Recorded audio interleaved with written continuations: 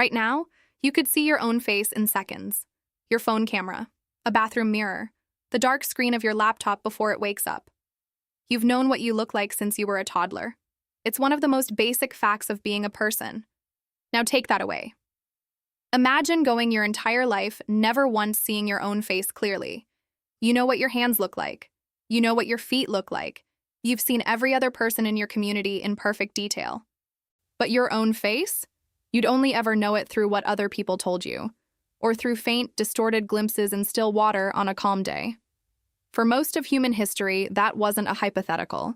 That was reality. So the question is simple. When did women first actually see their own reflection? And what did it take to get from nothing at all to the mirror sitting in your bathroom right now? The answer stretches across tens of thousands of years, and it changes something deep about how humans understand themselves. The very first mirror wasn't invented. It was noticed. Still water, a calm pond, a puddle after rain, a quiet section of a river reflects light back in a way that roughly shows a face.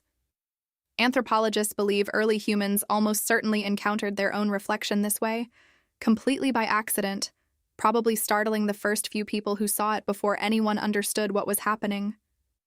But water has a huge problem as a mirror. It moves, wind ripples it, animals disturb it.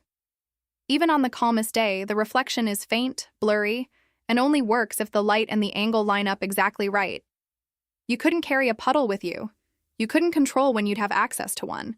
Seeing your own face this way was rare, accidental, and unreliable. If early humans wanted to see themselves on purpose, they needed something better. Something that didn't move, didn't depend on weather, and could actually be controlled. The next breakthrough came from a material that seems like an unlikely candidate for a mirror at all: volcanic glass. Archaeologists have found polished obsidian mirrors at sites in Turkey dating back roughly 8,000 years, among the oldest known mirrors in human history. Obsidian, formed from rapidly cooled volcanic lava, can be ground and polished into a surface smooth enough to produce a genuine, if dark and slightly distorted, reflection. This required real skill. Grinding stone by hand, for hours, until the surface was flat and smooth enough to reflect light coherently, wasn't something you stumbled into. It was a deliberate craft, passed down and refined. But obsidian mirrors had a problem too. The material was rare, heavy, dark, and the reflection, while real, was dim and imperfect. You could see a rough shape of your face, but not fine detail. If you wanted a clearer, brighter reflection, you needed a different kind of surface altogether. You needed metal. Around 6,000 years ago in Mesopotamia and Egypt, a new kind of mirror appeared: polished copper. Metal, hammered into a thin disc and polished obsessively, reflects far more light than stone ever could. Archaeologists have found bronze mirrors in ancient Egyptian tombs, often buried specifically with women, suggesting they were treasured personal items, not just practical tools. These mirrors weren't just clearer. They were symbols. In ancient Egypt, mirrors were associated with the goddess Hathor, connected to beauty, femininity, and even the sun itself, since a polished disc of metal resembled a small captured piece of sunlight. But metal mirrors still had a serious problem. Metal tarnishes. Copper and bronze oxidize, turning dull and cloudy within weeks without constant, careful polishing. Owning a mirror wasn't a one-time purchase. It was ongoing labor. Someone had to keep polishing that surface just to keep the reflection usable at all. A clear reflection existed now, but keeping it clear was its own full-time problem. The next major leap took thousands of years, and it came from an entirely different material: glass. The Romans experimented with glass mirrors backed by metal as early as the 1st century, but the technology was crude, expensive, and the reflections were still dim and often distorted. The real transformation came far later, in the 1500s, in Venice. Craftsmen on the island of Murano developed a technique of backing flat glass with a thin layer of tin and mercury, creating a mirror clearer and more accurate than almost anything that had existed before. This was revolutionary, and it came with an enormous cost. Venetian mirrors were extraordinarily expensive, guarded as closely as a state secret, with craftsmen facing serious punishment if they tried to leave the city and take the technique elsewhere. For centuries, a truly clear mirror was a luxury item available almost exclusively to the wealthiest women in the world. Most women, for most of human history, still had no reliable way to see their own face in real detail. That wouldn't change until glass mirrors finally became cheap and common, which didn't happen at real scale until industrial glass production in the 1800s. Which means, when you really look at the full timeline, the ordinary, affordable bathroom mirror you use every single day is an extremely recent invention, barely 200 years old, compared to a human history stretching back hundreds of thousands of years. Here's where this story stops being about materials and starts being about something deeper.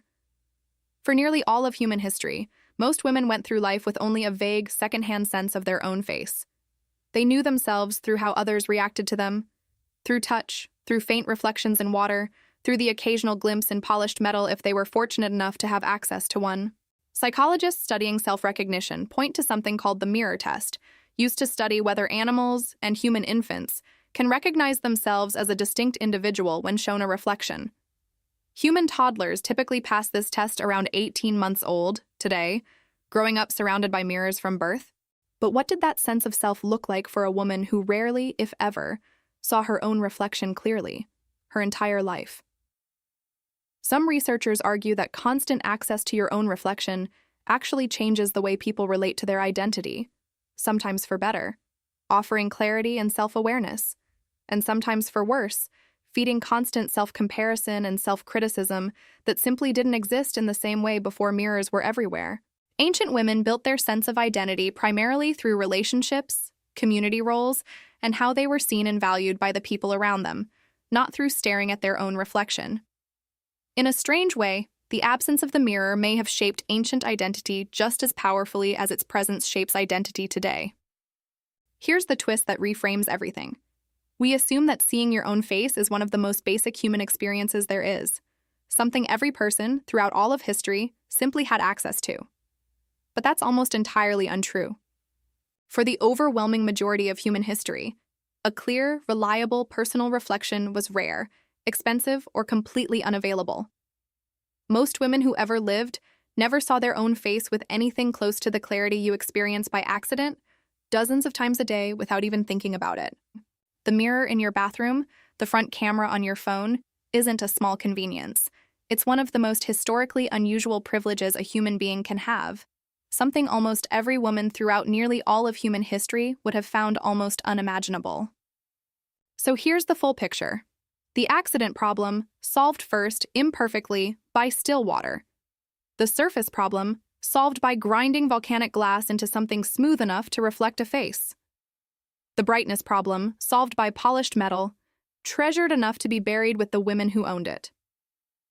The clarity problem, solved centuries later by Venetian glassmakers, guarding their secrets so closely that leaving the island could put your safety at risk. And underneath all of it, the identity problem, the quiet, centuries-long question of how a woman comes to understand who she is when she can barely see her own face. Every time you glance at your reflection without thinking, checking your hair, catching your own eye for half a second, you're doing something most women in human history never got to do, casually, constantly, without a second thought. It took water, volcanic glass, hammered metal, mercury, and centuries of closely guarded secrets to give you something you use for 2 seconds every morning without noticing it at all.